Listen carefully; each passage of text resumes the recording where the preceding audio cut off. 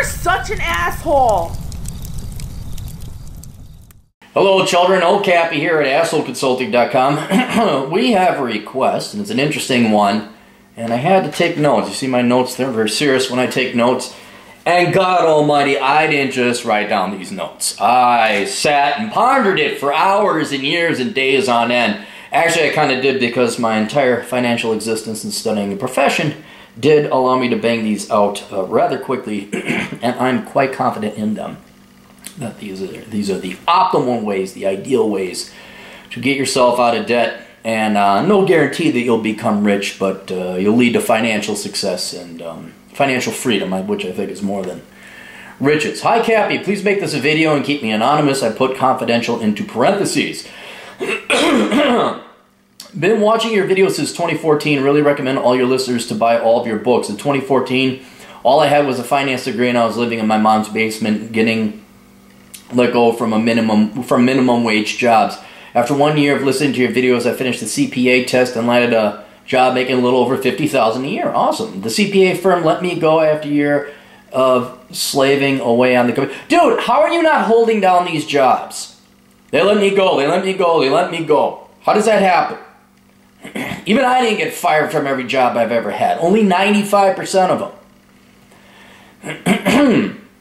The benefits were that I learned accounting, learned a skill that would allow me to work from home, and also paid off my student loans as well as my mom's parent loan debt while working there. After getting let go, I took your advice and bachelor pad economics of freelancing, creating an LLC. I had old clients contact me left and right. That advice really helped me because after a short time of doing that, I landed a gig at an even bigger CPA firm, making over 6 figures. There we go. All right, that's good. The new employer is a lot better than the old one. I love my boss and my job.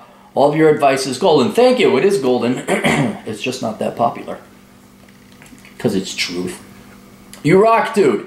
Right now, I'm actually in a southern state, spending my winter working, smoking cigars, and going to the beach instead of freezing my ass off in the Midwest city I am from. And you did make a great move from that city to that state. That's a great move. I've also been doing tons of reconnaissance man type of stuff. Quick question, I got into Dave Ramsey after you mentioned him many times. I don't agree with his advice on investing, but like his advice on avoiding debt. He has published his baby steps, which are his way of establishing financial security. Right now I have an emergency fund, all debt paid off, have over 3 to 6 months salary saved, and have been putting away well over half my salary by practicing your advice on minimalism. Weird question, what would your baby steps consist of and in what order? I'm single and in my late 20s. Do I just try and save as much money as possible and eventually get a cheap studio condo and then freelance 4 hours a week like your one buddy in IT? Want to make sure I'm doing things the Clarey way. Well, you're doing it, yeah. You've gotten fired from a bunch of jobs, you were right, and then you found one boss that wasn't a complete dickhead. You're saving all your money, you got no debt, paying off those debts. So yeah, you're kind of there. I mean, there's the Clarey way, I guess. There's the Dave Ramsey way and the Clarey way, and they are more or less the same way. I would do a couple things, not even differently. There are 2 things I would do differently than Dave Ramsey's baby steps. But the goals are kind of the same. And it would follow his triaging of what problems to knock out first and in order. But there are only some minor tweaking because there is a logic. There is a logic to getting out from underneath a ton of debt, paying off all your debts, saving up enough money, and retiring early. And this is to say, I have extra steps in here that Dave Ramsey didn't consider this. I'm sure he did, but I'm sure his baby steps is just a basic template and outline. Thanks again for all you're doing. Link to Dave Ramsey's baby steps. And so we go to Dave Ramsey's baby steps. And here they are. Sorry to ask you, said, what are his baby steps? I didn't see that you sent the link here. Okay, here they are. So this is Dave Ramsey's baby steps. Baby step number 1, save $1,000 to start an emergency fund. Baby step 2, pay off all debt using the debt snowball method. Baby step number 3, save 3 to 6 months of expenses for emergencies. Baby step 4, invest 15% of your household income into Roth IRAs and pre-tax retirement funds. Baby step 5, save for your children's college fund. I didn't know Dave Ramsey was a comedian. Baby step 6, pay off your home early. Baby step 7, build wealth and give. Yes! Very funny, sir. Give money to charity. Very funny. All right. Nothing wrong with that. There'd be only some minor differences. So let's go through it. Okay. I would go with step 0. You need to cut your fucking budget. That's the first thing. And if you do not have the strength or the willpower, don't know how to cut your budget because you just like to consume, and you're your standard materialist American, then I strongly recommend reading Poor Richard's Retirement. All right? And especially the part about loving humans more than anything else. More than things and stuff. And once you realize, I've said it again, I'll say it before, and this is very key, this is the seed by which all the early retirement fruits are born, is once you realize that humans are the only things that can truly stimulate you intellectually, are the only things that can give you true intellectual enjoyment, things rapidly, almost immediately lose all value to you. As you can see, I spent all my money on clothes. I had a 2008 Kia Rio. I don't think I'll ever buy a fancy car. Maybe in an old Mach 1 Mustang. 72, not the Bullet version, but an old 72 Mach 1 Mustang. Maybe. But I know I have had occasionally some nice things, and they're nice to have, but then they get boring. Humans don't get boring. My little nieces and nephews who run around and play and think I'm the greatest thing ever and we make paper airplanes and all, that's better than any sports car you're ever going to get. And what's great about little nieces who think that their Uncle Aaron is the greatest is that it's free. It's absolutely free. So if you can cut your spending, and you do that by understanding how humans are more important than things and stuff, the rest of this is actually quite freaking easy. It's really easy. Now let's think about adding an asterisk here for millennials, because you guys are all hopped up on prestige and status. Well, I don't need money, but I need prestige. I need to work. Shut up. Make your fucking money and go home. All right? That's it. Don't take these jobs. All you old gals, they're my age now, that you want to go right for Salon or Exo Jane or work in New York because it's prestigious. It's pretty. You're forking over. Or Silicon Valley. Well, I got to work in Silicon Valley. It's prestigious. It's like you after rent and taxes, your take-home pay is maybe 15%. So I would cut your budget. Do not chase after prestige and love humans. So that's the first step. Step number 1 then, before we all do that. Prepare yourself to embrace the suck. Because step number 1 is you're going to get 2 jobs and you're just going to enjoy, or not enjoy, you're going to be miserable. You're going to be miserable. And I think where Dave Ramsey and I might differ a little bit is I am all for rapidly and aggressively tackling your debts and paying them down as quickly as possible. And when you are young, you can work 2 jobs. Both you and your spouse. And you just beat the snot out of that debt as quickly as possible. So I would prepare that it's just going to suck, man. It's going to suck. But you know what's going to suck worse? Having your entire life living under debt. And over the course of your lifetime, with compounded interest, spending more calories of energy working to be the bank's bitch and sending them interest payments versus actually being a free fucking man or woman. So that's why I'm about stopping the compounded interest rates, stopping the exponential growth of the interest expenses now.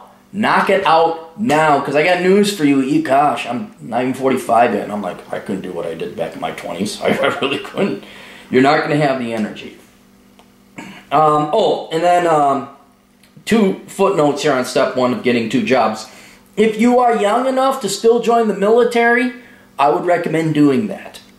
Right? Even if it's the National Guard or Reserves, because the benefits conferred upon you, especially if you don't have some kind of, I wouldn't say college education, but training, I would definitely join the military because of the educational benefits you get. But one of those jobs could be the military. But then if you don't want to join the military, one of your other jobs should be one that you are allowed to work on other stuff. Again, I always recommend being a security guard, because being a security guard was awesome. Okay, it was boring. It was late night work, and there was nothing to really mess with your sleep. But there's a way I paid for all my school and got nearly a 4.0 because I was allowed to study after I earned myself enough rank to get the easy, cushy shifts. So I don't know, a parking lot attendant, whatever. Find a job that allows you to work on other stuff. Typically your education or your training. All right. Step number 2 and 3, I would tackle at the same time because a lot of it depends on your interest rate on your debts and going up to savings. What I'm doing is I'm skipping the $1,000 emergency fund. That's just not going to happen. If you work 2 jobs, you should come up with $1,000 rather quickly, especially if you cut your budget. So I would say you're going to tackle these both with the same amount, throwing half into each category, and that would be pay off all your high interest credit card debt or any high interest debt. I would say that's 15% or higher. There's no hard fast rule, but that's a pretty high interest rate, and you want to bang that out quickly as possible. If you can, consolidate it with a home equity line so you're not paying 15%. So that's another thing you could consider doing. And concurrently, while you're pursuing that step number 2, you're doing step number 3. The other half is going to setting up 3 to 6 months savings. The reason I skip over the $1,000 emergency fund and go straight to the 3 to 6 months of savings is because a $1,000 emergency fund, you can borrow money from your family or your friends, possibly, most likely, maybe not. Aside from that, you're gonna get the $1,000 savings anyway en route to saving up 3 to 6 months worth of living expenses. And the reason I want you to go with 3 to 6 months living expenses is so you are not desperate for your job. You're going to be desperate for your job, these first 2 jobs. So once you get 3 to 6 months of savings, there's evil, vile people out there, and they will be your bosses. And I, working in banking, you guys can read Behind the Housing Crash if you want. The unacceptable, the psychopathic, the sociopathic, the vile, the mean, the evil, the completely contradictory. We want you to do X. Okay, I'll do it. You didn't do. You're supposed to do Y. No, you told me to do X. There are mean psycho bosses out there, and they're sadists, and they get off on treating their employees like shit and torturing their employees. They are out there. I understand I've done videos on all jobs suck, but some jobs are just not acceptable, where you have a lying boss, a contradictory boss, a boss that has mental problems, and there's a lot of people out there like that. You do not want to suffer your mental health, or your physical health, even losing sleep, dealing with these bosses. And the second you get a whiff of that type of boss, you quit, you walk away. Like, because a lot of people say, well, you know, the worst thing is to stick it out for 1.5 years with a psycho boss where you ruin your health and then you inevitably get fired anyway, or you just have to quit. And then you got to explain to your new employers or when you're applying for jobs why, you know, this year gap, you know, what has. So it's best just to walk out. 2 weeks, they go, no, I'm done. Nope. And then that won't even show up. You're like, no, that's a vacation. You know, that's just job hunting. But if you had 3 to 6 months in, this is where I screwed myself, is I was so aggressive in paying off my debt that I would leave no room for savings to last me 3 months. I wasn't living paycheck to paycheck, but I definitely would have, 1, been able to walk away from unacceptable jobs, and then 2, you would have been able to bargain for more. Like, it wouldn't be like, well, I really need a job. No, actually, I don't really need a job. No, that $30,000 a year job offer is not acceptable, and I'm going to insist on $50,000. If you don't like that, that's fine. I'll just go and the car wash or work security some more. So that's one thing that I did. So you want to have a little bit, I called it micro fuck you money.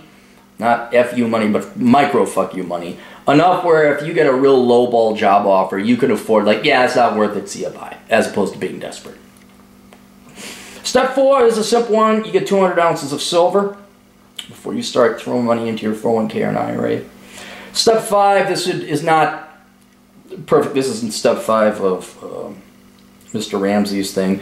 But he talks about throwing 50% of your household income into Roth IRAs and pre-tax retirement funds. I would agree with him, but you should max out your 401ks, 403bs, 457s if there's a match, because that's free money.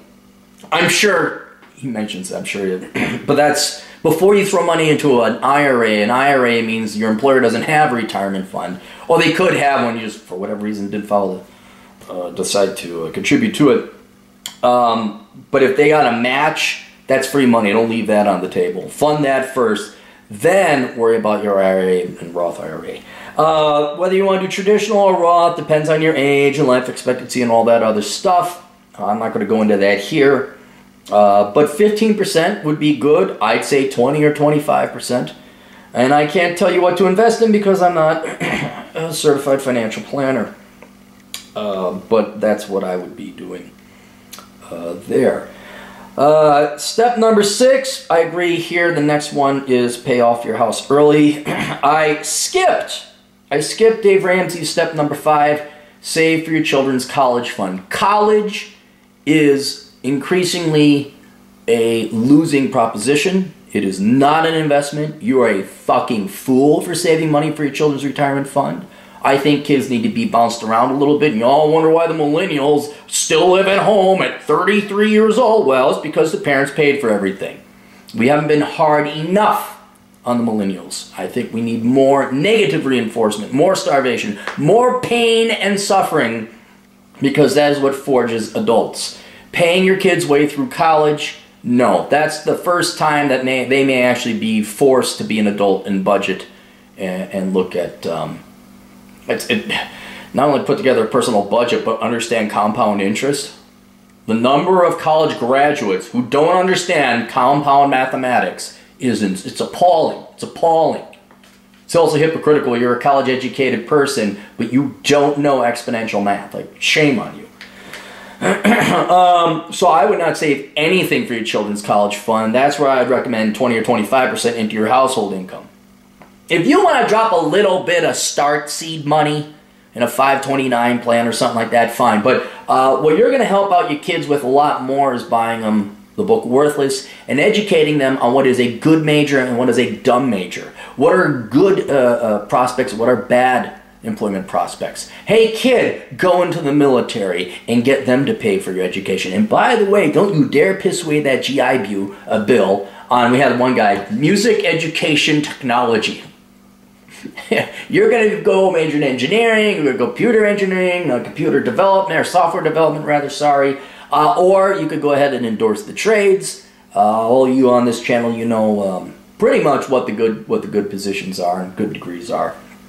But I would skip number 5. Do not, God almighty, fucking baby boomers have student loan debt that they co-sign for their kids. And you know what? Maybe if parents stop paying their kids' way through college, tuition will go down. But that would imply people understand inflation, Aaron, and the supply of money. What? Clarey, come on. They don't even know exponential mathematics. Do not pay your kids' way through college. Absolutely do not. Do not. And what you would do better as a parent is explaining what is a good education. And what's great, there's more and more accredited universities and colleges coming online now where your kid can start going to college at like 14, 15, or 16. You get the prereqs out of the way. A lot of, depending on the state or the city or the county, you can attend your local community college for free and get college credit. You can CLEP out. You can get your first 2 years of college education at the local community college or online dirt cheap. And that would really save it. And as long as you're going into a legitimate field, an accredited university, then you're good to go. But this presupposes parents would actually parent and teach their kids that college is not a life experience. It's not your birthright. The partying and the college experience. Parents need to debunk very quickly the college experience. But that's right, that would require you guys to parent, and most of you won't even spank your children, so why the fuck should I expect you to be hard on them when it comes to finances and reality? That's tough. You do whatever you want, sweetheart. Follow the money. No. Follow your heart and the money will follow. Why can't I pay off my student loans? So that's one area I would completely disagree with Mr. Ramsey on. Although he's old, he's from back in the day where any degree was a good degree. Oh, hey, it's President Ford. Oh. So I would say pay off your home early. Don't even bother throwing money for your kids' college fund. Pay off your home early is this next one. I agree there. He says build wealth and give. You don't give to charity. I know Dave is a Christian, I believe. And I know that's part... No. You name me one thing charity solved. You name me one thing, man. Charity doesn't solve shit. Charity just bails people out and enables losers to keep on losing. Whoa, did you fucking have more kids than you could afford? Money. Oh wow, guess what? She fucked and now has even more kids she can't afford. Oh, did you major in women's studies? Oh, well, let's give you more money. Now you have a doctorate in women's studies and $250,000 in debt, and there's no fucking hope you'll ever be out of debt in your entire life.